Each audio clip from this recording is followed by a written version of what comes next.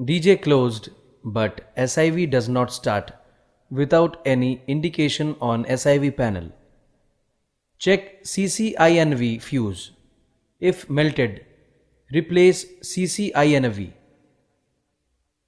If melts again, put HOBA off in all Locos.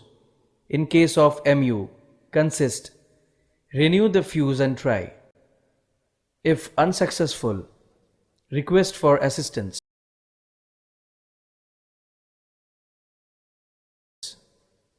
If CCINV is good, try with BLVMT close if it was in open condition.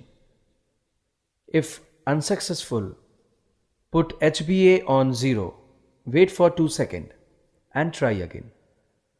If unsuccessful, put HOBA off and try again.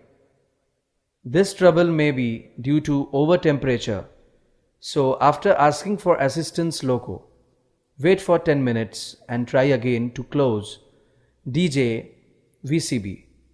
If trouble rectified, work the train observing the procedure laid down in GR and SR.